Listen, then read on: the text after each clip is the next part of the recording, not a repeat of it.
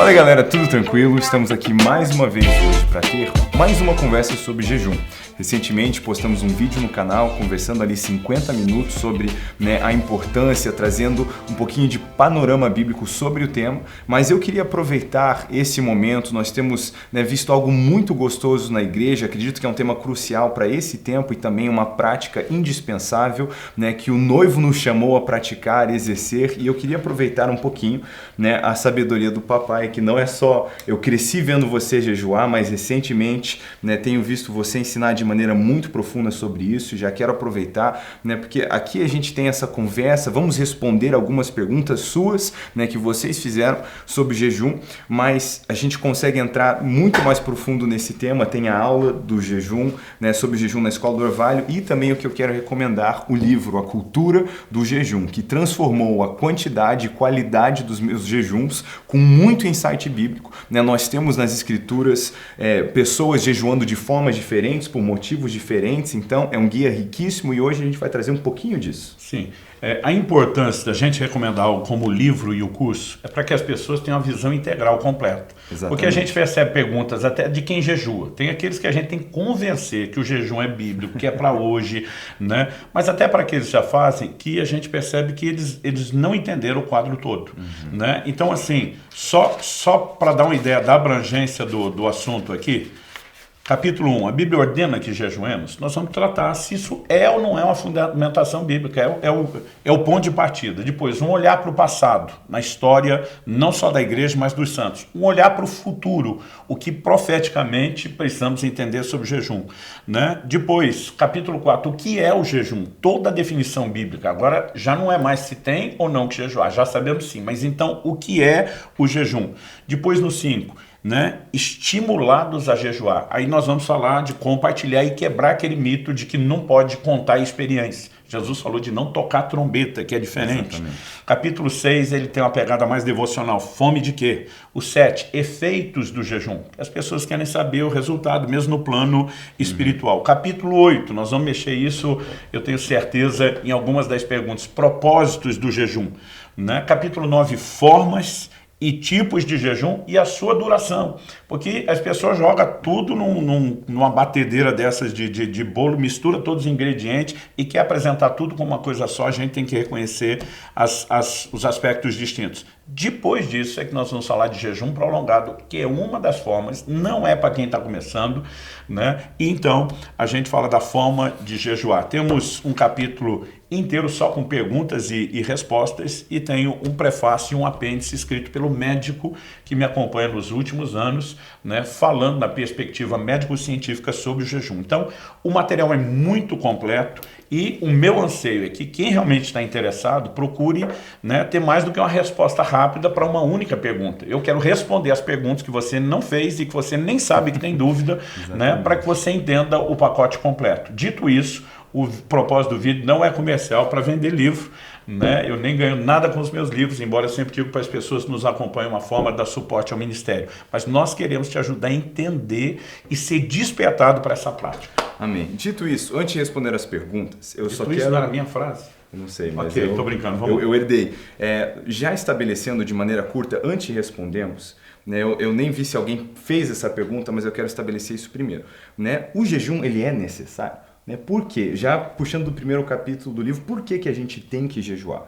E eu já queria jogar essa pergunta para você, para a gente estabelecer o direcionamento das outras perguntas que vamos responder. Bom, em primeiro lugar, por causa da orientação de Jesus Cristo, nosso Senhor, a quem devemos obedecer. O apóstolo Paulo diz em 1 Coríntios 9:21, não estando sem lei, mas debaixo da lei de Cristo.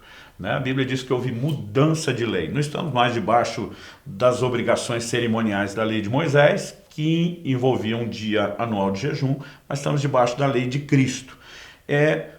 Ao observar por isso, em Lucas, no capítulo 5, no verso 35, Jesus falou sobre os seus discípulos. Eles vão jejuar. Então ele disse que a gente jejuaria. Mas ele quer? Não, ele mandou a gente sem querer. É lógico que ele quer. Em Mateus, no capítulo 6, no verso 16, ele diz, quando jejuardes, ele nunca diz se, ele diz quando. Quer dizer, uma expectativa de que vai acontecer. Ele esperava que a gente fizesse e orientou como fazer. Então vou tomar aqui emprestado as palavras de John Wesley, que tem as costas mais largas que a gente. Ninguém orienta como fazer alguma coisa, a menos que espera que o orientado faça aquilo que está sendo orientado a fazer. Então, no mínimo, assim, na pior das hipóteses, Jesus sinalizou a expectativa de que a gente fizesse. Aí outro dia eu falei, mas não é um mandamento. Eu falei, mas se a gente vive para agradar nosso Senhor, e Ele sinaliza o que espera da gente, nós vamos dizer, se quisesse que eu fizesse, tinha mandado. Né? Então, obviamente, devemos jejuar. E de vez em quando as pessoas perguntam, mas é muito importante? Eu digo, não, Ele mandou fazer porque achou que a gente não ia ter nada para fazer. Olha só, e eu já vi algumas pessoas falando, mas quem tem um noivo não jejua, que é uma, né, grande distorção, na verdade, que o próprio noivo disse acerca desse momento que estava com eles. Isso assim, me faz sentir vergonha alheia. É uma falta de né? Porque Jesus usou o argumento de eles não vão jejuar enquanto o noivo está presente, e ele fisicamente carne e osso. Ele diz, quando o noivo for tirado, falando dele, eles vão jejuar. Então, essa pessoa acredita que o noivo está presente espiritualmente, então um dia ele será tirado espiritualmente. Um dia nós vamos ficar sem Jesus. Então, se ele seguir essa lógica, ele acabou com o evangelho, com toda a revelação bíblica. Isso é balela, é desculpa para não jejuar. Então a pessoa decide o que ela quer acreditar. Eu não quero jejuar. Então ela quer achar um versículo que justifique a escolha que ela já fez. Né? Não tem o que discutir sobre esse texto. Jesus disse, enquanto eu estou presente fisicamente, eles não vão jejuar. A partir do momento que eu for assunto aos céus, durante toda a minha ausência até que eu volte, o que ele inclusive sinalizou que o jejum é para a nova aliança. Não é algo só do Antigo Testamento, é para agora, ponto final. Maravilhoso. Sendo o jejum uma prática indispensável, eu quero responder algumas perguntas que vocês fizeram aqui pelo Instagram acerca do jejum. Não só indispensável, as pessoas não entendem o impacto que isso tem na modificação da carne, da velha natureza. Como o jejum associado à oração, eu vi isso de alguém, não me lembro quem, acho que foi da irmã Valnice Milhomes, que a oração é a irmã gêmea do jejum. Então é importante entender que o jejum não caminha isolado, né? Ele caminha com outras práticas espirituais, entre elas a oração. Ele gera um nível de consciência e despertamento. A gente já falou muito dessas coisas no outro vídeo, mas assim, é de fato uma forma, ele não é uma prática de mérito, vou fazer um sacrifício, vou fazer por merecer, isso anularia o entendimento do que é a graça, mas ele é de fato uma ferramenta de rendição e disposição a uma ação de Deus extraordinária. Exatamente, o que já responde em grande parte a nossa primeira pergunta, né, do Miguel. Na vida espiritual, quais as diferenças que o jejum faz? Ok, eu comecei a jejuar aos 15 anos de idade, mas aos 18 anos eu migrei de jejuns menores para os prolongados. Eu chamo de prolongado a partir de um dia, né, principalmente para quem está começando, o segundo, terceiro dia são os piores, eu inclusive costumo dizer. Então, eu migrei para o jejum prolongado perto dos 18 anos de idade. Aos 18, eu já fazia praticamente todo mês, de 3 a 7 dias na água. Né? Então, assim, na época, quando as pessoas diziam, por que você está jejuando? Eu dizia, porque eu quero o sobrenatural. Eu queria o poder de Deus agir na minha vida. Não era só no meu ministério. Né? Eu queria andar em vitória sobre o pecado, sobre a carne, sobre o mundo. Eu queria um relacionamento mais profundo. Eu queria as experiências. E eu também queria um ministério que não fosse baseado na força do braço, com resultados só humanos, mas sobrenaturais. E até hoje eu testemunho que o jejum foi uma ferramenta vital de acesso às manifestações do sobrenatural. Mas para mim hoje isso é efeito colateral. Porque com o tempo, estudando a Bíblia, a gente amadurece, a gente aprende. E eu comecei a perceber que o mais importante no jejum diz respeito ao nosso relacionamento com Deus. Tanto que o subtítulo do livro é Encontre o nível mais profundo de intimidade com Deus. Né? Porque eu quero dar esse destaque. A Bíblia fala de muitos propósitos. Isso vai ajudar a gente a responder outras perguntas que eu tenho certeza que elas sempre aparecem. Eu posso jejuar por algo específico? Né? Então a Bíblia apresenta muitos propósitos sobre o jejum. Gente que jejua em casos de aflição, como Josafá, em 2 Crônicas 20, versos 3 e 4. Neemias convoca o povo para jejuar por proteção. Né? A gente... Daniel? Esdras. Eu falei Neemias. Esdras convoca o povo para orar por proteção. Está lá, né, no livro de Esdras, no capítulo 8, os versos 21 a 23. A gente vê Davi dizendo no Salmo 35:5 sobre orar para a enfermidade de outros. Então, aqui nós temos 3 exemplos de necessidades pelas quais as pessoas oraram. Uma delas, uma situação bem emergencial, que foi a de Josafá. Isso tem levado muita gente a achar que o jejum só deveria ser praticado em circunstâncias como essa. Você falou mais cedo de jogar tudo no bolo sem diferenciar os diferentes tipos, ocasiões, extensões. E inclusive essa diversidade de propósitos. Então, por exemplo, você vai ver o jejum sendo usado por Daniel junto com a oração nesse propósito intercessório pelos outros. Você vai ver no Novo Testamento a maior recorrência é preparação para o ministério. Então, ele tem muitos propósitos. E durante muito tempo eu só ensinei, olha, tem muitos propósitos. Hoje o que eu tenho dito? Há um propósito primário, que é a intimidade com Deus, e vários propósitos secundários. O propósito primário, buscar a Deus. Daniel 9,3, voltei o rosto para buscar a Deus com jejuns. Né? Você olha lá, Joel capítulo 2, verso 12, voltai-vos para mim com jejuns. E desculpa, eu vou citar uma referência atrás da outra, porque a maior parte das bobagens que as pessoas falam sobre jejum não tem base bíblica. Exatamente. Então, quando a gente quer construir o que é correto, e a gente sempre tem os bereanos que querem ir lá conferir, é importante que dê a referência. Então, o propósito primário é buscar Deus com jejum. Entre esses propósitos secundários, você tem o jejum para arrependimento. O dia da expiação, por exemplo, que era o dia do perdão dos pecados, o jejum era obrigatório. E o foco, assim como em outros lugares da Bíblia ali, era arrependimento. Mas você tem jejum para consagração. Pergunta, jejum para consagração e arrependimento são iguais? Não. Eles têm algumas coisas em comum? Tem. Os dois jejuns são praticados numa luta contra o pecado. O que está jejuando para arrependimento, ele quer vencer o pecado que já o derrubou, ele quer restauração. O que está jejuando para consagração não quer fazer o jejum do outro, ele quer vencer o pecado antes de ser vencido por ele. Prevenir e remediar. Prevenir e remediar, muito, muito bem. Consagração, prevenir, arrependimento, remediar. Agora, o que os dois realmente têm em comum, além da luta contra o pecado, é ambos estão buscando a Deus para usar os recursos deles, seja para se levantar em restauração ou para vencer. Então, se você pegar quem está orando Davi por enfermidade, Josafá numa situação de emergência por livramento, Esdras pedindo proteção, todos estão buscando a Deus. Às vezes pode ter variações no motivo pelo qual se busca a Deus. Mas a razão de eu fazer essa distinção é, será que a gente precisa de um propósito secundário para buscar a Deus? Ou a gente pode mirar só o primário porque queremos mais dele. Quando Deus visitava Adão e Eva, não estava faltando nada para eles. Eles não tinham necessidade. Então Deus estava dizendo o quê? Eu quero preencher algo que não são só necessidades materiais, terrenas, mas que diz respeito ao relacionamento. Então você vai ter em Lucas 2,37 a menção de Ana, uma profetisa, que adorava noite e dia no templo, com jejuns. Ali o foco é adorar, é ministrar o Senhor. A Bíblia não destaca nenhuma necessidade dessa mulher, nenhum desespero, nenhuma angústia, nada. Ela é apaixonada por Deus. Atos capítulo 13, verso 2, a liderança da igreja de Antioquia, enquanto eles ministravam ao Senhor e jejuavam. Então eles estão só ministrando a Deus. Né? Eles já fugiram da perseguição tão longe, lá em Antioquia, na Síria, a perseguição já acalmou, não tem nada, lugar nenhum que sugira que há uma situação emergencial problemática, eles estão buscando a Deus. Então o que eu digo às pessoas, você pode buscar a Deus incluindo outros propósitos secundários? Sim, eu fiz isso várias vezes, quando sua mãe estava chegando o momento dela, do parto, de você nascer, de dar a luz a você, eu estava orando, intercedendo pelo parto, e Deus me deu um comando, que eu deveria jejuar, porque haveria uma batalha muito grande por ocasião do seu nascimento. E eu fiz 6 dias de jejum, né? E as pessoas perguntam, por que 6 dias? Eu falei, eu não estava contando um prazo específico. Eu orei até ter no meu espírito um testemunho de vitória. Quando veio aquela sensação, ganhei a batalha, entreguei o jejum. Isso aconteceu no 6º dia. Podia ser no 5º, podia ser no 8º, né?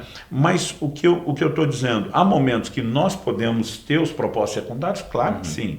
Né? Tem alguém da sua família em necessidade, você... Que, inclusive, respondendo uma pergunta aqui. Mas que ninguém acha que a gente só jejue nessas situações. Pois é, mas acaba sendo também, e é interessante que até na prática de jejuar por essas situações, né, eu me lembro no começo do ano, eu fiz um jejum porque eu precisava de um direcionamento de Deus. Eu tinha, né, direcionamentos, parece que em conflito, não conseguia discernir qual era a minha parte e o que era realmente o direcionamento do Senhor, e eu precisava sondar, entender. Então, nesse ambiente de jejum, eu comecei porque eu precisava de um direcionamento.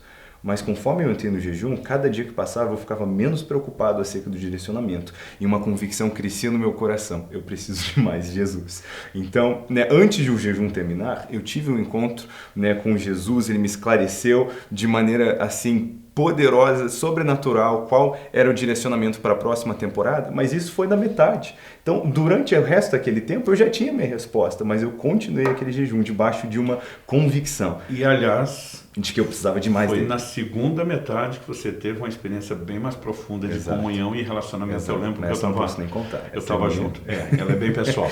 Mas você mexeu num ponto importante. Por exemplo, a busca por direcionamento. As pessoas acham que o jejum ele produz um impacto só no plano espiritual, mas não é. Ele vai mexer muito nas nossas emoções. É impressionante, agora eu vou falar de jejum prolongado, o quanto as emoções estabilizam a calma. Então, por exemplo, eu sou um colérico, meu temperamento, eu preciso me dominar muito porque eu sou fácil de me irritar. Em jejuns prolongados, nada e ninguém me irrita. Né? Existe uma estabilidade emocional. E isso significa o quê? Você falou, às vezes nós estamos tentando discernir algo e aquela agitação da mente, das emoções. O jejum nos leva a um lugar de estar não só focado em Deus, mas de uma calmaria emocional que fica bem mais fácil discernir a Deus. Então, eu sempre recomendo às pessoas decisões importantes, momentos estamos buscando direcionamento de Deus. O jejum também é uma ferramenta importante, porque ele não afeta só o plano espiritual ou emocional, ele também afeta o físico. E quando eu falo do físico, a maioria das pessoas tem medo de achar que o jejum faz mal para o corpo. E eu costumo dizer às pessoas, há alguns casos, né, onde de fato o jejum não é recomendável. Algumas pessoas não estão saudáveis, com determinados tipos de enfermidade, grávidas, lactantes. A gente tem uma lista que normalmente nos nossos grupos de jejuns nós já damos as contraindicações do que pode e do que não pode, e são materiais de médicos e médicos nem cristãos, né? Essa lista que eu fiz. Mas o que a maioria dos médicos que realmente estuda, pratica, avalia com laboratórios práticos quem faz isso, o que a maioria sustenta é que não há a menor chance de que em pessoas saudáveis o jejum faça mal. Aliás, eu quero citar uma frase que eu ouvi por muitos anos da irmã Valnice e demorou para entender. Tem mais gente morrendo no mundo por excesso de comida do que pela falta dela. Né? E na minha vida, o jejum tem se mostrado um fator determinante para uma melhora da qualidade de vida saudável. E não falo só do jejum prolongado.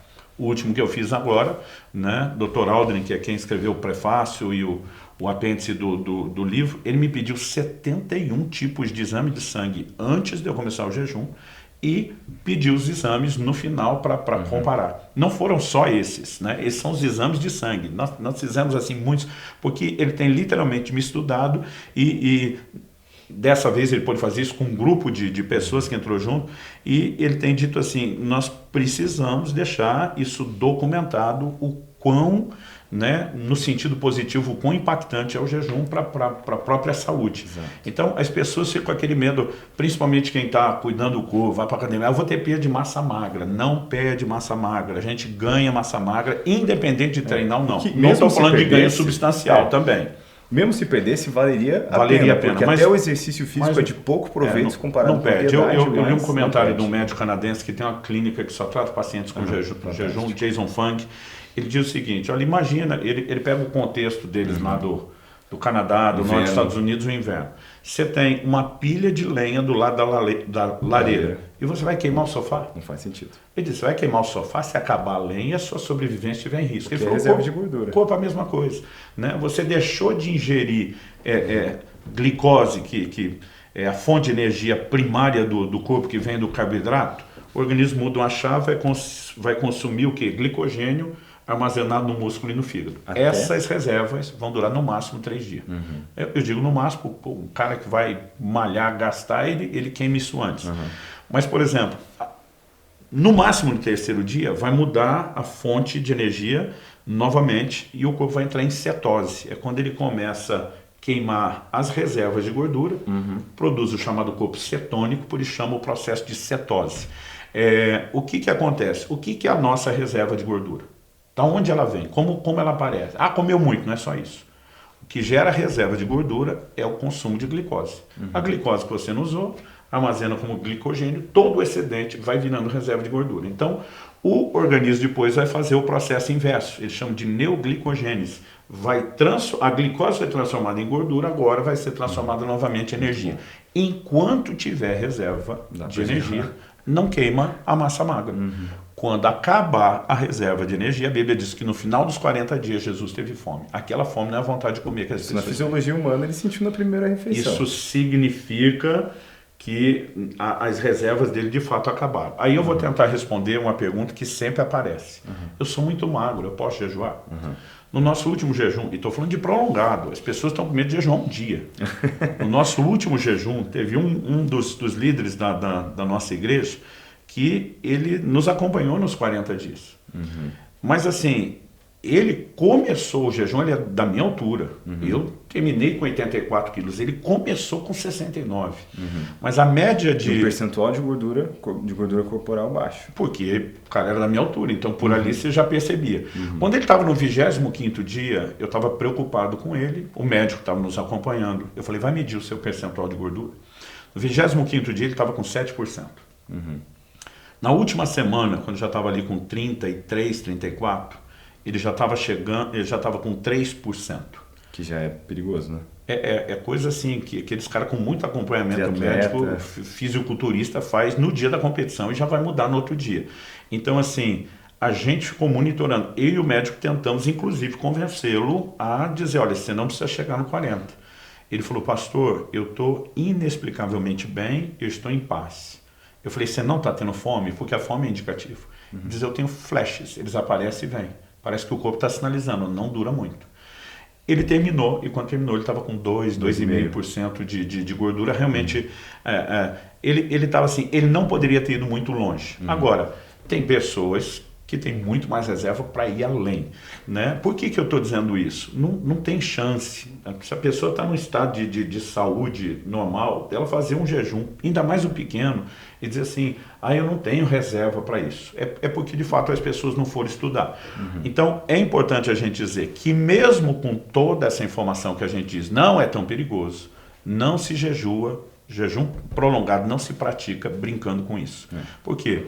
Se as pessoas não se preparam para um jejum maior, ele vai ser muito sofrido.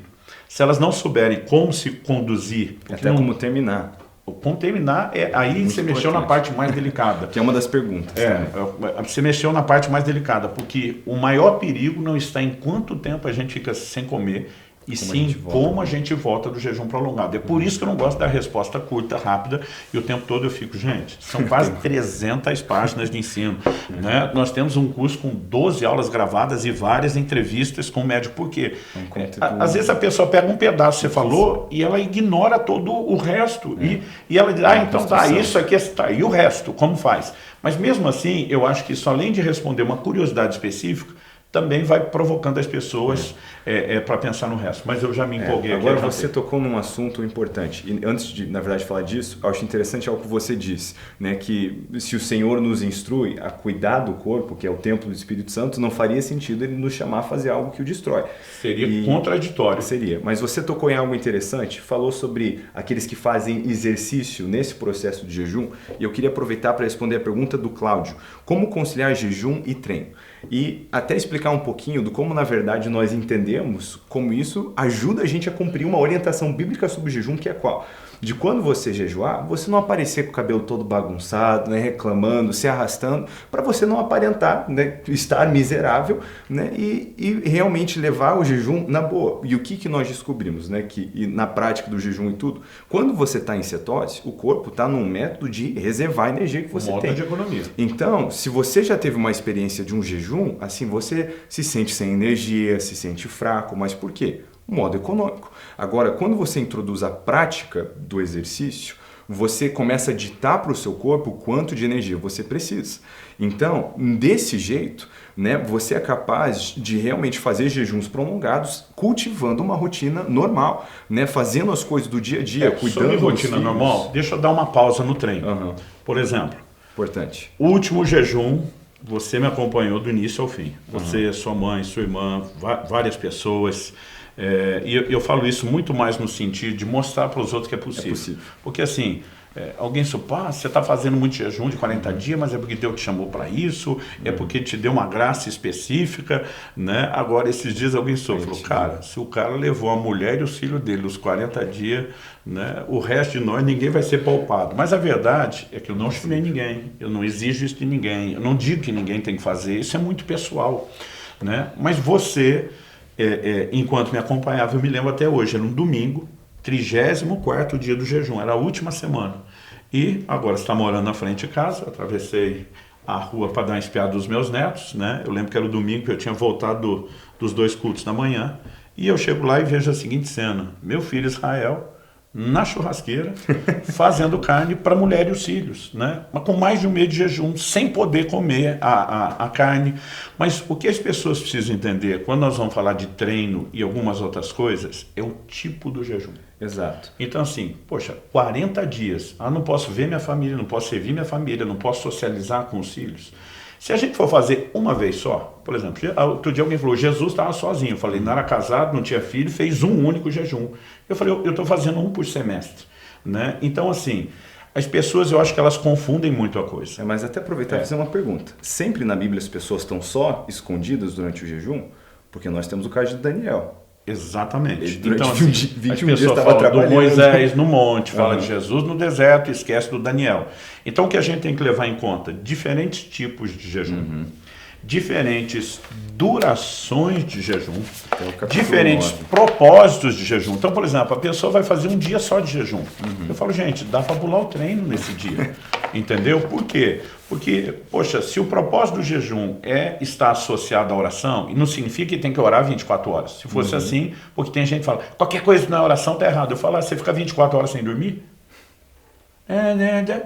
Pode dormir e não pode fazer outras coisas. Pode então, cuidar dos filhos. Primeira coisa, sobre as regras do jejum, não tem regra. O povo quer inventar regra onde Deus não estabeleceu. Então Jesus não definiu a periodicidade do jejum, de quanto em quanto tempo. Jesus não definiu o tipo do jejum, se ele é parcial, se ele é só com água, se ele é absoluto, sem água, se ele será acompanhado ou não de outras abstinências. Respondendo a pergunta da Yasmin, existe alguma regra na prática do jejum? Então só jogando as perguntas juntas. A regra é que não há regra. Eu gosto de adaptar um meme não tão recente mais, é meu jejum, minhas regras, né? A menos que o Espírito Santo te dirija e estabeleça uma regra. Então, o meu primeiro de 40, eu tive uma convicção de Deus que eu tinha que tomar só água. Eu não podia tomar água de coco, eu não podia tomar nada, né? O chá sem açúcar, não podia, era algo que eu entendi dentro de mim que eu devia fazer. Agora, se eu tomar um chá não adoçado, quebra o jejum, não quebra a fisiologia, não muda o impacto do jejum no natural nem no espiritual, só que aí o pessoal fica, não, tomou chá, já quebrou. Eu digo, há um jejum parcial. Se eu quiser fazer um jejum com chá, que eu perco o mesmo peso que só tomando água, eu vou desmerecer isso, porque de alguma forma o pessoal fica inventando. Não é a mesma coisa. Outro dia eu vi um cara falar para mim, jejum parcial não é nem parcial. Eu falei, falei isso pro anjo, que veio dar joinha para Daniel depois de 21 dias, falando que a oração foi ouvida e tal. Então, antes, nós não podemos perder o treino, porque o que você está falando é importante. Antes de chegar lá, a gente precisa entender o que você falou. Primeiro, Jesus falou, não tem que ficar aparentando que está sofrido. Quanto mais normal. Eu vou pregar em muitos lugares e às vezes o povo só descobre que eu não estou comendo porque quando insisto para comer eu digo, gente, eu não estou comendo. Mas um parênteses, porque você tem sido chamado pelo Senhor para estar pregando e ministrando, mas Jesus também te mandou jejuar. Agora, como é que você tira, então, com frequência todo esse tempo sem cumprir o propósito do ministério para estar se escondendo? Se houvesse uma regra específica de estar, eu daria um jeito de parar tudo. Né? Mas nesse momento que eu percebo, eu vou pregar à noite, eu estou me deslocando no avião, eu estou lendo a Bíblia no avião, eu estou no aeroporto, eu estou lendo a Bíblia no aeroporto, eu cheguei no hotel onde eu estou hospedado, eu vou ter meu tempo de oração. Então assim, a questão não é se você está trancado ou não no quarto, é você está buscando a Deus, que é o propósito principal do jejum. Então vou voltar lá, um jejum de um dia, poxa, não custa nada interromper o resto da rotina, usar o tempo da academia, usar o tempo da refeição para orar e ler mais a Bíblia. Agora, qual é a razão? E a pessoa perguntou de treino, eu não conheço mais ninguém, além de mim e de você, que tem incluído jejum nos treinos. Ouvi recentemente o Todd White dizer que fez isso num jejum de 40 dias, mas até agora a maioria dos meus amigos fazem 40, não treinam, não vi de ninguém treinar. Então, eu acredito que ele fez a pergunta porque já viu o vídeo seu. Eu gravei um vídeo uma vez de um treino dos 40 dias. Então, vamos falar do treino em jejuns prolongados, onde você não está retirado. Né? Qual é a razão disso? A gente não treina por vaidade, a gente não treina... Não vai ganhar massa magra. Não vai ganhar... Não precisa perder caloria. Não precisa perder, a ideia seria... É manter a força e a energia. Agora, o que você falou, o corpo entrou em modo de economia. Então as pessoas falam assim, poxa, pastor, mas jejum prolongado não dá fraqueza e tontura? Eu digo, olha, parte da fraqueza e tontura do jejum prolongado, é o desequilíbrio eletrolítico, a baixa repentina de sal. Depois o corpo vai adaptar, mas no início ele sente muito. Então uma coisa que eu digo às pessoas, uma reposição inteligente de sal pode fazer muita diferença. Meu médico manda manipular os sais necessários, a gente põe na água, não tem gosto, bebe e isso ameniza muito. Mas assim, eu diria que nos primeiros 3, 4, 5 dias, até um golinho daquela água da azeitona, daquela salmoura, pode ajudar muito a pessoa a evitar isso. A outra parte é o quê? O organismo, eu gosto de comparar o celular. Quando a bateria está acabando e ele entra no modo de economia, ele não vai deixar a tela acender totalmente. Por quê? Não é que não tem energia para acender, é que se ele entregar, dura menos. Então ele está no modo de economia, e o modo de economia, a ideia é durar mais. O corpo, a partir do terceiro dia, entrou em cetose, ele está em modo de sobrevivência, como você já deixou claro. Então ele não entrega energia, não é falta de energia, né? É simplesmente a inteligência. Agora, vou voltar no Jason Fung, aquele médico. Ele diz assim, imagina o homem antigamente, e o antigamente, não estou falando da época de Cristo, não, estou falando de poucos séculos atrás, quando não existia essa abundância de comida, essa capacidade de estocar. O cara está 4, 5 dias sem comer, precisando caçar, não tem energia, a humanidade tinha desaparecido, deixar de existir. Então, o que as pessoas precisam entender é que aquele modo de economia, quando você provoca o corpo, ele vai dar uma resposta. Se você provar que precisa, ele entrega. Agora, o corpo tem um processo que os médicos chamam de homeostase, uma capacidade de adaptação. Então não adianta o cara ficar 5 dias lá em jejum, no sexto querer fazer um pedal. Vai dar tela preta. Por quê? Ele não adaptou o corpo para entregar aquela demanda de energia. Agora, se a gente treina em base diária, o organismo começa a entregar energia. então eu digo para as pessoas, os caras falam, como é que você tem energia para treinar? Eu falo, gente, eu não treino porque eu tenho energia. Você tem energia porque você treina. Eu tenho energia porque eu treino. Agora, então assim, vamos falar agora do último jejum que você me acompanhou. Eu estava em Fortaleza, eu tinha ficado aqui em Curitiba 2 dias que eu não consegui treinar. O terceiro, segunda e terça, o terceiro dia, que era quarta-feira, eu viajei quase que o dia inteiro. Quando cheguei lá, o horário não dava.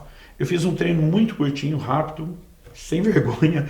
Né? Na quinta-feira, eu dei aula a manhã inteira na Global Mission School, onde você teve. Eu só tinha tarde antes de ministrar à noite, queria ter tempo com Deus, não treinei. Fechei desses 4 dias um treininho leve aqui. Quando chegou a sexta-feira, o quinto dia, super sem energia. Eu tive que dar aula sentado. Eu levantava, rodava tudo. Né? Absolutamente sem energia, porque o corpo vai adaptando à nova realidade. Peraí, o metabolismo, você não come, o metabolismo baixou. Não está exercitando, baixa mais. Ele diz, só precisa disso de energia, eu vou entregar só isso para durar mais. Então, quando eu terminei da aula, e eu tive que dar aula sentado, eu não contei para os outros o que estava acontecendo. Mas na hora que eu saí, a pessoa que me levava falou, pastor, e aí? Vamos direto para casa onde o senhor está hospedado? Eu falei, para na primeira academia tal que você achar no caminho aí e me busca depois de 3 horas. O cara olhou e falou, 3 horas? Eu falei, 3 horas. Eu vou fazer 1 hora de cardio e 2 de musculação. Né? E aí minha energia voltou depois do treino. No dia seguinte, mais 3 horas na academia. 1 de cardio, 2 de musculação, até porque eu precisava em 2 dias fechar o circuito que eu queria. Cara, eu estava voando no sábado, a sexta e o sábado a energia voltou. Então, não é vaidade, não é porque eu quero aumentar ou não perder massa magra. Não. Se eu vou fazer um jejum prolongado, que envolva as outras atividades como pregando, eu preciso de energia. E isso é saudável e é recomendação médica. Então, né, um panorama dessa questão do concílio... Não estou falando de alta performance, porque isso eu não tenho experiência de treinos de alta performance. Então, num concílio, então, dessa questão do jejum prolongado e o treino, né? A ideia, obviamente, como você falou, a oração é a irmã gêmea do jejum, nós queremos sempre estar buscando o objetivo primário do jejum, é crescer em intimidade com o Senhor, é buscar mais de Deus. Agora, né, juntamente com a ordem de jejuarmos, que é uma ordem de Cristo, temos responsabilidades também, que são consequência da maneira como vivemos com Cristo. Por exemplo, né, eu muito facilmente poderia talvez sumir por 1 dia, 2 e estar trancado no meu quarto. Agora, eu tenho uma filha de 3 anos e um filho de 1. Eu não posso sumir nesse momento pela própria ordem de Jesus, como eu tenho cuidado da minha família por 40 dias, sem estar envolvido na rotina estamos deles. falando de alguém que faz vários jejuns. Então não é sumir uma vez. Porque, de novo, tem vários tipos de jejuns. Vários tipos e a periodicidade de cada um. O cara vai fazer 3 dias no ano, ele pode se organizar, mesmo você com filho pequeno. Meu amor, olha, vou deixar você com sua mãe, com a sogra, ajudando com as crianças, eu preciso, até porque às vezes você viaja 3 dias para pregar. Poderia. Então, mas assim, uma coisa é fazer isso uma vez no ano, outra é fazer isso, por exemplo, todo mês. É começar a ter frequências cada vez maiores. Então, porque quando a gente diz que treina, a gente não está obrigando ninguém a treinar. E outra, treino, movimento, exercício. A pessoa pode fazer uma caminhada, não estamos falando que tem que ir na academia. Eu, particularmente, prefiro treinar muito mais na minha casa do que na academia. Vou para a academia, eu boto meu som de ouvido, caminhando oração, eu vou ficar orando, né? Mas o que a gente só quer colocar? Outro dia alguém falou, pô, você vai parecer que se eu não treinar, o jejum está errado. Eu falei, nunca falamos isso. A gente só não quer que se pense o contrário. Que se a gente fizer isso, esteja errado. Então, né, fechando esse panorama, o treino vem somente para ajudar a fazer isso de boa maneira, porque se a gente fosse só esperar esse momento, a gente não poderia jejuar com essa frequência. E para mim, eu só o recomendo em jejuns prolongados, ou seja, para mais de 3 dias. Exato. Aliás, quem jejua vai falar dos 3 dias. Eu tive impressão, numa leitura rápida, que alguém falou sobre ser difícil os 3 dias. Eu não sei se tem alguma coisa aí. Acho que tinha, mas agora eu passei aqui do ponto. Achou. Aqui. Como superar a barreira dos 3 dias? Não consigo jejuar totalmente mais do que isso. Então vamos lá responder a pergunta do Matheus. Na verdade, você já respondeu mais cedo quando você explicou o processo da cetose. Sim, mas a cetose é o momento onde depois de 3 fome dias fisiológica cetose, vai deixar de ter fome, mas não é só isso. Os primeiros 3 dias, além da pessoa ainda ter fome, e a fome que ele sente do início, que não é aquela fome real, digo fome real, aquela de consumo de tecido vivo, inanição, que é o início do processo de morte. Aquela fome inicial, que é a vontade de comer, é uma resposta do organismo que está habituado a ter uma quantidade de energia em horários certos. Não deu. Então, assim, as pessoas falam, poxa, pulei uma refeição, já tem um desconforto. Tem. O corpo está habituado a rotinas, a você entregar uma quantidade de energia numa hora certa, então ele vai demonstrar um certo desconforto. Mas, assim, quanto maior o período, a fome vai aumentando. E até o 3º dia a fome dura para todo mundo, porque até que entra o processo de cetose. Quando a cetose começar, a fome some. E é isso que as pessoas falam assim, meu Deus, eu quase morri com 2, 3 dias, como é que vai jejuar 40? Eu digo, depois fica mais fácil. Depois fica mais fácil. É interessante porque você trocou o alimento externo por um interno, que é a reserva de gordura. É interessante porque antes de entender isso, eu tinha muita dificuldade de imaginar, né, fazer jejuns prolongados, e eu não tinha coragem, mas a gente imagina fazer isso só na água. Então eu fazia às vezes num caldo, tomando um suco, só que o suco com açúcar. O suco deixa mais difícil. Eu nunca entrava no processo da cetose e continuava tendo fome. Então, e tendo fome todos os dias. Então o primeiro jejum prolongado que eu fiz. E sem dar energia que seu corpo está acostumado a ter. Então você não tem uma coisa nenhuma. Horrível, né? Mas o primeiro jejum que eu fiz só na água, eu fiquei surpreso, porque a experiência foi muito mais fácil a partir do 3º dia, que a fome foi embora, do que nas outras que eu tentava fazer com caldo, sentindo fome todos os dias. Mas a barreira dos 3 dias que ele mencionou, que é muito difícil. Eu já tive jejuns, né? Eu lembro que eu fui para uma chácara, eu não conseguia orar. Eu não conseguia ler a Bíblia, porque assim, era dor de cabeça, era irritação, era falta de concentração. E um dia eu falei para um outro pastor que me mentoriou desde o início, ele jejuava muito. Eu nunca tinha passado de 7 dias, ele já fazia jejuns de 30, 40 dias. Francisco, que está hoje com o senhor, e você teve o privilégio de conhecer. Um dia eu perguntei para ele, falei, Francisco, por que o jejum tem que ser tão difícil? E ele olha para mim e diz assim, olha, se já não tem a sabedoria de se alimentar direito, ele já estava batendo o pé numa alimentação errada, porque a gente come muita coisa industrializada, processada, cheia de química. Bom, mesmo quem acha que está comendo natural, às vezes não tem noção de todos os aditivos que foram usados lá na produção agrícola.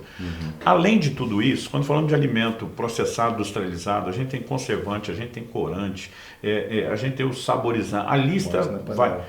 Toda essa química no corpo, somada a outras toxinas, são naturais. Eu gosto de comer carne vermelha, mas carne vermelha é um dos alimentos que mais tem concentração de toxina. Sem contar que os animais de hoje ainda podem ter outros acréscimos de vacinas. Então, na verdade, esse processo ainda é bom para o corpo, de desintoxicação. Ele é bom porque essa dor de cabeça, irritação, tudo isso, é o corpo se limpando, removendo a toxina. Só que, quanto mais difíceis são esses primeiros dias, eu costumo dizer, mais isso prova o quanto as pessoas têm que jejuar mais. Porque quem jejua pelo menos um dia por semana, ele não tem mais essas dores de cabeça. Quem faz jejum intermitente com frequência, intermitente sim, você tem uma janela lá de 6, alguns de 8, de 10 horas em que você come e depois você vira ali 14, 16 ou 18 sem comer. Né? Ano passado, por exemplo, eu contei do dia 1º de janeiro ao 14 de setembro, eu não contei o ano todo, eu jantei 7 vezes. Porque a janta normalmente entra naquela janela que eu não comia. Então a maior parte do ano eu ficava 18 horas sem comer. E eu me obrigo a ficar no mínimo 12 todo dia. Isso aí limpa o corpo de uma maneira que quando você vai jejuar, você não tem essa barreira. Então, mas existe também um benefício espiritual de um jejum parcial? De um jejum intermitente? Eu acredito que existe uma soma, o exercício do autocontrole.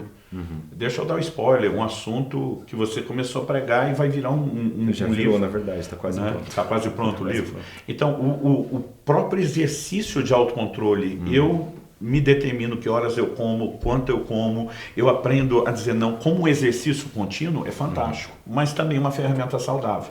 Mas assim, a pessoa quer passar a barreira dos 3 dias, minha orientação, se prepare. O que é se preparar? No livro a gente fala sobre isso. Entre num processo de desintoxicação, antes do jejum. Antes do jejum, pelo menos uma semana antes. Muito bom. Então assim, quase todo o jejum, apesar que atualmente meu corpo não sente essa necessidade, eu posso parar de comer, não tenho mais dor de cabeça, mas mesmo assim, quase todo jejum, eu pego uma semana antes, eu tiro carne vermelha. Eu já descobri que até 5 dias antes, eu comer carne vermelha, está tudo bem, eu não vou ter dor de cabeça.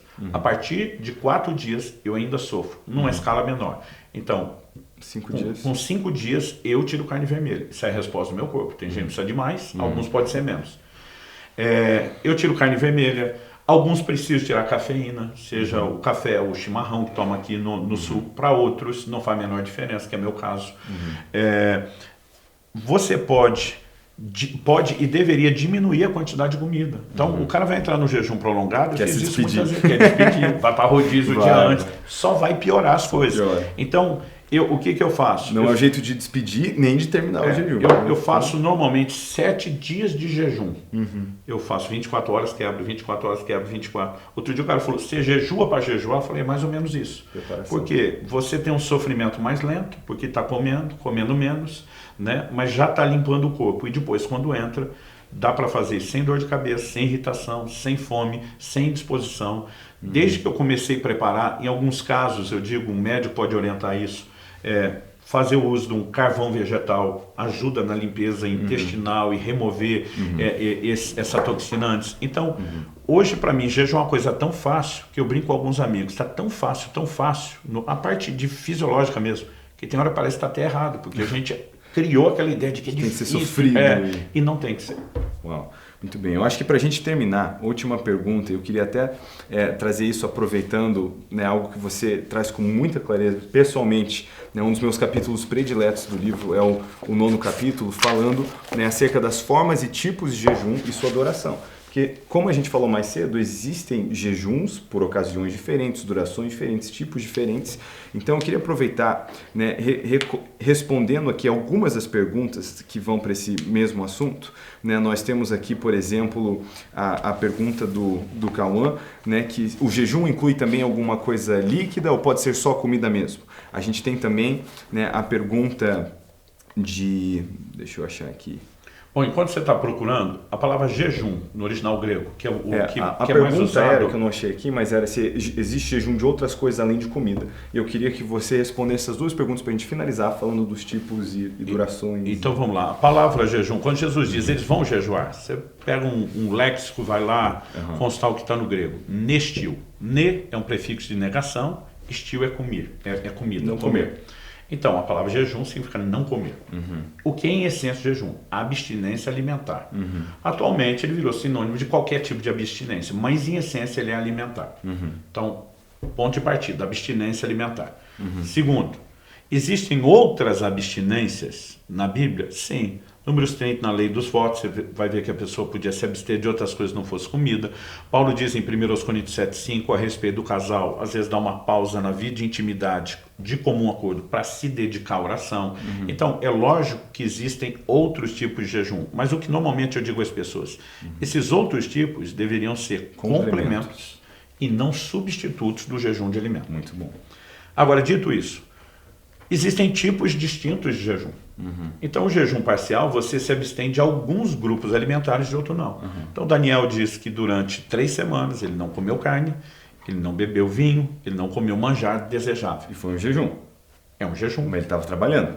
Mas provavelmente nós imaginamos que por ser 3 semanas, e nós não estamos falando de um empregado, gente. Nós estamos falando de alguém que serve um rei. Como é que esse cara diz, não, eu vou ficar 3 semanas em casa fazendo nada, não me chame. Então, presume-se, pelo alto cargo e posição que ele tem, que ele não tem como tirar 3 semanas. aí nós estamos aplicando lógica e não mais interpretação bíblica. Então, nesse tipo de jejum, apesar de não estar, provavelmente ele fez o que lá no início do livro aparece como uma dieta. Os caras tentam dizer, o jejum de Daniel. Aquilo lá no início era uma dieta, porque ele não queria comer outras coisas que eram contaminadas. Com aquele tipo de dieta, ele se garantia de comer alimentos proibidos. Naquela dieta ele bebia água e ele comia legumes, né, vegetais. Agora, isso não significa que esse é o único tipo de jejum parcial. A Bíblia fala de João Batista, por exemplo, que se alimentava de mel e gafanhotos. Né? Então, assim, ele está com um grupo alimentar muito restrito, não parece ser nada muito convidativo ou apetitoso, né? E, de alguma forma, nós podemos chamar isso de jejum. Então, outro dia alguém falou, eu posso jejuar pão e água? Eu falei, o jejum é seu, você pode jejuar até com caldo de cana e pastel. Não recomendo, nem o consumo da fritura e nem a bomba glicêmica que é o caldo de cana. Eu falei, mas o que eu quero dizer, o ponto a ser destacado é seu jejum, suas regras. Agora, se o Espírito Santo dirige algo diferente, ok. Então, mesmo o jejum que tem abstinência alimentar, não significa abstinência de tudo. Particularmente, eu prefiro, via de regra, jejum pequeno, gente, vamos só para a água. Né? Tem na Bíblia jejum sem água? Tem. Normalmente, num passo de 3 dias, ele normalmente é o mais austero tipo de jejum, o corpo sofre muito. Ele normalmente está relacionado a situações muito emergenciais. Eu digo que situações extremas requerem medidas extremas. Via de regra, eu não recomendo o jejum total absoluto, que é sem água. Né? O jejum com água. Poxa, eu vou fazer um dia só? Posso tomar café? Posso tomar chá? Eu digo, pode. Mas, gente, um dia só. Também não pode ficar sem. Né? Agora, por exemplo, 40 dias. Como você e uma turma me acompanharam no último. No inverno de Curitiba. Então, assim, um chá quente. Né? Cria uma resposta de disposição, seja para orar, para estudar a Bíblia, para as outras atividades, para cuidar dos filhos, fantástica. Né? Então é o seguinte, e fisiologicamente não quebra o jejum, né? Alguém dizer, não, tomar chá, eu falo, vai jejuar 40 dias com chá, você não aguenta nem tomar o chá, o café, que é a bebida que é uma água, fica ruim no jejum, porque o paladar é sensível. Então, assim, eu acho engraçado a turma tentar botar defeito no que eles não fazem. Parece que é quase um jeito assim, se não é para ser o jejum de igualzinho de Jesus, eu não faço. Então, eu acho que o problema é a fantasia em relação a isso. E nós precisamos entender também, além dos diferentes tipos, além de duração, a Bíblia tem jejum que é uma parte do dia, tem jejum que é o dia inteiro, e tem jejum prolongado. Prolongado já são vários dias. Na Bíblia tem jejum de 3, de 7, 14, 21, 40 dias. Não quer dizer que são os únicos. Mas a Bíblia fala de formas de jejum, que é o capítulo que você destacou. Então vamos lá, tem jejuns regulares e tem jejuns ocasionais. Regulares. Os fariseus jejuavam 2 vezes por semana. A Didaquê, o documento de catecismo escrito, material escrito mais antigo da era cristã, mostra que os cristãos do primeiro século eram orientados a jejuar 2 vezes por semana. Mas para não ser confundido com os fariseus, em vez de fazer as segundas e quintas, que era o dia dos fariseus, eles faziam quarta e sexta. Wesley resgatou essa prática nos dias do avivamento, que ele foi usado para promover, e ele não ordenava nenhum pastor que não jejuasse toda quarta e sexta. Mas aí era critério e regra interna, não é doutrina bíblica. Isso é jejum regular. Né? Eu acho que quanto mais a gente tiver o hábito de jejuns regulares, ótimos. Jejuns ocasionais. Então, ele pode surgir por um despertamento que Deus trouxe, por uma necessidade. E aí, então, por exemplo, nós já estamos falando de coisas completamente diferentes. Uma segunda distinção que a gente faz, jejum pessoal e público. Quando o Joel diz proclamar um santo jejum, é para todo mundo. Aí outro dia um cara falou, ninguém pode saber que você está jejuando. Eu falei, como é que eles sabiam quando tinha uma convocação e todo mundo sabia? Como é que eles sabiam que Jesus jejuou se ele estava sozinho no deserto? Não. Esse é um outro bom argumento. Mas eu digo, os jejuns públicos já contradiz completamente essa aplicação. Atos 13. Eles têm toda uma equipe ministerial jejuando junto. Um sabe que o outro está jejuando. Então, o que Jesus pediu não foi segredo. O que ele condenou foi se vangloriar disso. Exatamente. E às vezes, se nós não soubéssemos que Jesus jejuou, nem a gente seria estimulado a jejuar. Aliás, toda a liderança dele foi baseada no exemplo. Inclusive, o intuito de compartilharmos sobre o jejum é não somente entender a importância bíblica, mas ajudar as pessoas a praticarem isso, porque temos visto o impacto em nossas vidas de fazer isso. Então, a ideia de falar sobre é encorajar, mostrar que é possível. E na Bíblia tem jejum voluntário e involuntário. E voluntário, assim, faltou comida, né? A pessoa meio que foi obrigado. Mas eu quero transpor isso numa outra classificação, né? Que eu no livro escrevi assim, escolha própria direção de Deus. Então, voluntário, muitas vezes eu escolhi. O involuntário não foi da minha vontade, mas foi da vontade dele, veio um direcionamento, ok, eu vou fazer.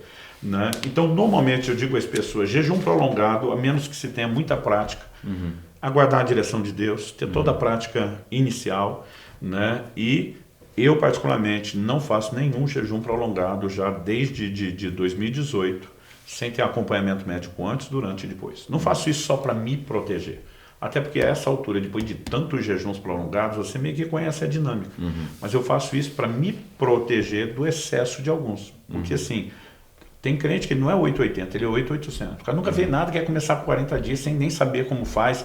Então, eu sempre insisto na questão do acompanhamento médico em jejuns prolongados, né? Por quê? Porque isso protege minha própria saúde e me protege no sentido de parecer que nós estamos incentivando as pessoas a fazer loucura, o que não estamos. Uma última pergunta que agora eu quero fazer para você. Considerando que a própria experiência de Jesus narrada nos estimula ao jejum, eu percebi o quanto pessoas, eu não chamei você, eu não chamei sua irmã, não chamei sua mãe para jejuar comigo, mas vocês foram inspirados pelo exemplo. Né? Nós tivemos um grupo agora de quase 20 pessoas jejuando junto, sem chamar ninguém, mas assim, porque a coisa vai se tornando tão inspiradora, né? No meu caso, a maioria já sabe mais ou menos que época do ano, diz, pastorzão, no próximo eu quero estar com você. Eu não consigo esconder isso da igreja. Então, por exemplo, eu preguei um domingo e comecei o jejum nele. Os outros 2 domingos eu estava fora, pregando fora, viajando. Então, do que eu preguei, que era o primeiro dia, não tinha diferença, com esses 2 fora, até eu voltar o outro domingo, eu já estava 3 semanas. Ou seja, quando eu voltei com 21 dias, o tanto que eu tinha emagrecido, todo mundo já sabia. Então, assim, descobriu então é pecado? Não, não é isso.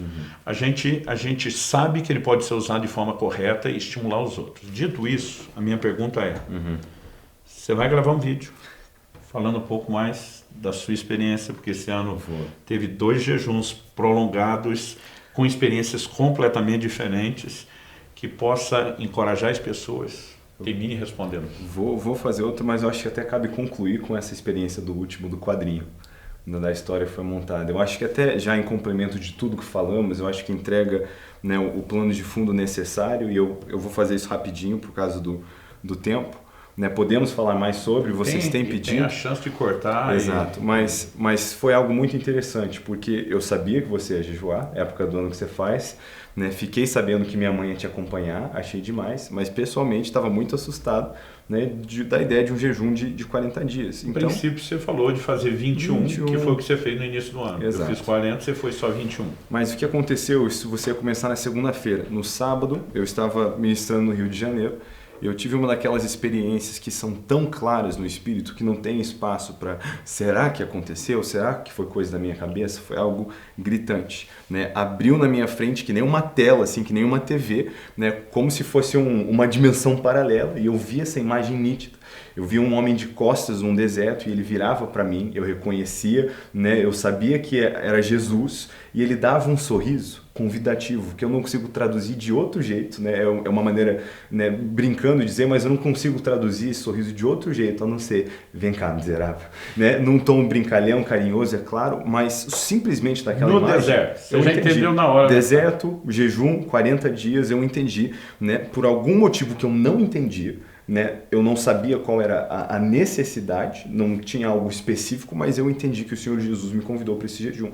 Então, segunda-feira eu comecei entendendo, né? E acho que até algo importante você já saber antes da duração do jejum, né? É bom isso, porque senão você se permite sair às vezes antes do tempo. Quando você tem uma direção, é necessário honrar isso. Eu sabia que desistir não era uma escolha, porque foi uma instrução, né, do Espírito Santo fazer dessa maneira. Agora, eu lembro que no 7º dia, mais ou menos, tive uma semana ali muito estressante, mudança, né, de cidade em meio a isso tudo, que foi uma resposta do jejum anterior, inclusive.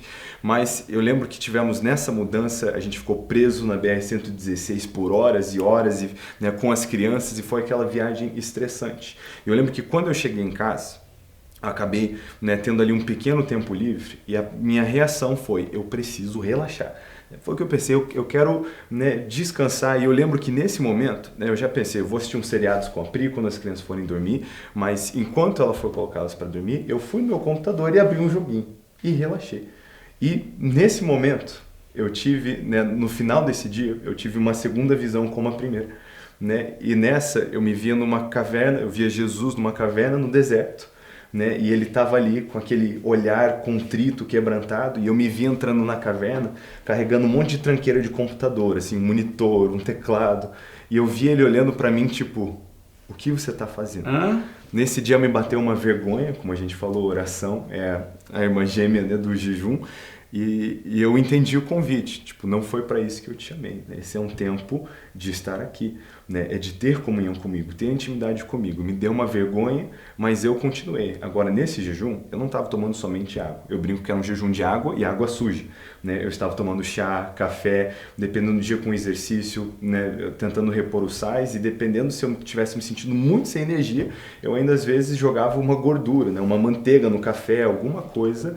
A manteiga, além da gordura, você escolheu uma que deixava o sabor bagunçado com sal, que ajudava a reposição. Lembro exato. Disso. E aí, em algum momento, e isso me deixou muito desanimado, porque eu já estava chegando assim, quase no 30º dia de jejum, eu tive a terceira visão. E eu brinco que essas foram montando tipo uma história em quadrinhos, né? E nessa terceira visão, eu me via de noite naquela mesma caverna com Jesus, e ele estava dormindo no chão, seco, assim, areia, batido, né? Pedra, assim, uma paisagem bem deserto. E eu estava dormindo cheio de almofadinha, assim. E eu senti, a minha interpretação disso foi como Jesus estivesse dizendo, tu tá fazendo um jejum Nutella. O meu foi raiz. E eu me senti tão desvalidado, eu realmente pensei, eu falei, cara, eu acho que eu fiz tudo errado, nem contou, vou ter que fazer outro. Importante destacar, uma das perguntas foi se sentimos algo diferente no jejum. Teve jejuns que eu senti, mas nesse... eu não senti nada, eu me sentia miserável. A palavra de Deus, né, eu entrei em conflito comigo mesmo como nunca antes. As pessoas não têm noção do quanto a crise, exato, principalmente os primeiros jejuns prolongados. Eu achei que ia ter visão de anjo, me dando revelação. Sentiu o perfume do céu. Mas não foi, na verdade, eu acho que eu nunca me enxerguei tão claramente de ver como eu não presto, como eu necessito do Espírito Santo. Eu lembro de um dia que eu cheguei para minha esposa, né, e falei, Pri, me perdoa, eu estive tão estressado. Ela olhou para mim e falou, não. Eu falei, não, mas eu tive tão assim, acho que por causa do jejum. Ela olhou para mim e falou, não, você tá normal. O que eu percebi? Eu não estava agindo diferente, eu só estava me percebendo, né? Então, foi muito confronto, mas depois dessa, eu posso dizer, eu fiquei quase deprê.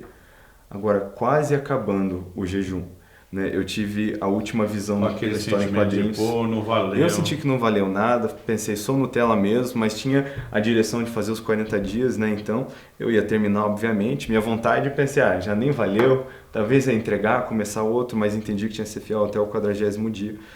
Agora, para acabar, isso deve ter sido no 38º dia, assim, bem pertinho do final, eu tive a quarta e última visão, o último pedaço da história em quadrinhos, né? E nesse dia eu vi muito claramente eu ali sentadinho na minha almofadinha, Mas na caverna do deserto. A mesma caverna. A mesma caverna. E eu via Jesus sentado na minha almofadinha comigo, com o braço por cima do meu ombro. E aquilo ministrou tanto o meu coração. Tipo assim, teu jejum foi Nutella. Mas eu aceitei. Mas eu tive contigo nessa. Então, né, foi algo assim surreal. Eu pessoalmente vi, entendi, né, os motivos desse jejum ao longo dele. Dentre eles o que você falou, que é o motivo primário. Né, me aproximar do Senhor Jesus, e foi um tempo, né, ao mesmo tempo que horrível de ser confrontado por sua palavra, maravilhoso, porque eu fui confrontado por sua palavra como nunca antes, né, e foi uma experiência maravilhosa. Agora, eu não consigo olhar nem para tudo isso que aconteceu, nem, né, para o que é a instrução bíblica, e pensar que mesmo esse jejum que a gente pode chamar de Nutella, se comparado de Jesus, eu não posso dizer que ele não produziu efeito. De jeito nenhum. Eu não posso... O nível de consciência da limitação, da dependência dele, é lógico que Deus aproveita para tratar, ensinar a gente a fazer algo melhor. Deixa eu tocar num assunto antes de terminar, que você deixou a bola quicando. Pode entretenimento no jejum? As pessoas me perguntam. Eu digo, gente, se o propósito do jejum é buscar Deus, não faz sentido. Envolve a gente dar uma pausa naquilo que é natural, evidente que a gente tem que ter como proposta evitar isso. Então, assim, eu não vou apresentar isso como doutrina bíblica, até agora eu falei, não tem regra para o jejum, seu jejum são as regras, mas assim, para ser coerente com o propósito, né? Agora, o que também as pessoas precisam entender, todo período de jejum que eu entro, eu simplesmente tenho um posicionamento e eu digo, via de regra, não vai ter nenhum tipo de entretenimento. O jejum na Bíblia é chamado, inclusive, de afligir a alma. Então as pessoas entram esperando só alegria com você, não entende que a ideia é afligir a alma. Sem perceber que é afligir. Então, assim, a gente se nega a determinadas alegrias para criar o despertamento de uma consciência de que há deleites superiores são muito maiores que os inferiores. É o que torna o jejum ser aflição da alma, mas não miserável. Exatamente. Só que, como por exemplo, eu tenho feito vários jejuns prolongados, né, com uma certa frequência, eu tenho nas minhas regras pessoais algumas questões. Então, por exemplo, uma delas, interação familiar. Então, por exemplo, há 1 ano e meio atrás, sua mãe ainda estava em casa, não tinha casado, né? Eu entrei no jejum, ela falou, pai, queria muito que você assistisse um filme comigo. Eu falei, filha, eu vou fazer isso que você está me pedindo e eu vou assistir um filme com você. É uma coisa que a gente já vinha conversando, se propondo a fazer, eu tinha te prometido, eu vou honrar minha palavra, mas eu falei, vai ser o único. Porque você sabe que eu já estou na primeira semana de jejum, eu não gosto disso. Ah, não, então deixa. Eu falei, não. Parte da minha socialização familiar do que nós combinamos envolve isso. Então eu vou tratar isso em caráter de exceção. Por quê? Eu não estou falando de um dia, né? Seriam 40 dias. Mas obviamente já estava conversando com ela, olha, faltou a gente conversar antes, ó, se não vê agora tem que ser depois. Então assim, não acho que fazendo aquilo estava pecando, mas o interessante é que aquilo não é divertido como a gente acha. E as pessoas às vezes ainda tentam fazer isso para buscar um certo conforto que você não vai alcançar em nada que é terreno. Porque assim, se a pessoa acha que está precisando antes, é mais frustrante depois, porque até aquilo que você gosta, você fala assim, cara, né, não tem isso tudo. Então, eu não gosto de regras. Ah, a pessoa assistiu o jogo de futebol no jejum. Cara, estamos falando de jejum de um dia, estamos falando de 40, são coisas completamente distintas. Estamos falando de gente que faz vários desses. Então, assim, outro dia alguém falou, não pode jejuar trabalhando. E eu falei, olha, nós discutimos Daniel, quase toda a lógica remete a isso. Não, por que não? Porque não está orando o tempo todo. Eu falei, mas já está orando, só de você orar os períodos que não come e quando voltou do trabalho, já está orando mais do que o normal. E quando você for orar à noite, você ainda combinou isso com o jejum do dia todo. Então, as pessoas inventam regras onde não tem. Mas, ao mesmo tempo, sempre tem aqueles que querem usar essas explicações que nós trazemos para desprogramar o jejum e transformar numa outra coisa. Então, o que é mais importante, seja sensível ao que o Espírito Santo quer de você. Né? E use do bom senso. Se é para buscar Deus, canalize toda a força e energia possível nisso.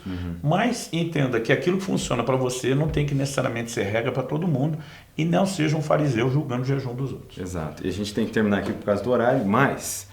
Né, já nessa mesma, né, vibe ali da conclusão, né, a gente respondeu mais cedo se o jejum é só abstinência de alimento. Embora, né, o Nestio seja isso, né, não significa que você não possa praticar outras abstinências. Então o jejum do celular não é jejum, mas talvez você precisa isso, talvez o Espírito Santo está te conduzindo isso, que vem de uma vida, né, debaixo de um espírito de sofronismos, de autocontrole, de domínio próprio, talvez você precise praticar essa abstinência. Né? Paulo, exortando Timóteo a sobriedade, a palavra não é só de abstinência, né, do álcool, ela fala de um estado mental de autocontrole, então é sobriedade na vida. Né? Em 2 Timóteo 2,26 ou 1 Timóteo 2,26? Que ele fala que, né, precisamos retornar à sobriedade para não cair nas armadilhas de Satanás, porque uma vida cheia de excessos nos possibilita cair em armadilhas de Satanás, mas quando praticamos a moderação, que faz parte do Espírito que recebemos, como 2 Timóteo 1,7, né, nós vamos estar triunfando em coisas que devemos como cristãos. Então, embora não seja, né, o que é literalmente o jejum bíblico, não significa que também não haja sabedoria em você praticar isso. Então, né, fica aqui, Timóteo 2,26. Então fica aqui essa orientação de ouvir a voz do Espírito Santo e praticar o que as Escrituras ensinam. Amém? E bora jejuar mais, gente, procurar entender a parte bíblica, fisiológica, tudo que for possível, não frações, o todo. Então termino uma vez mais te encorajando, né? Não sei se é possível deixar aí no descritivo um link de acesso para a aquisição do livro. Na nossa Escola Orvalho nós temos um curso intitulado A Cultura do Jejum. Fica na descrição também. Dá para chegar via site ou link na descrição e fica o encorajamento. Vamos criar uma cultura e não só uma prática ocasional de jejum. Bora.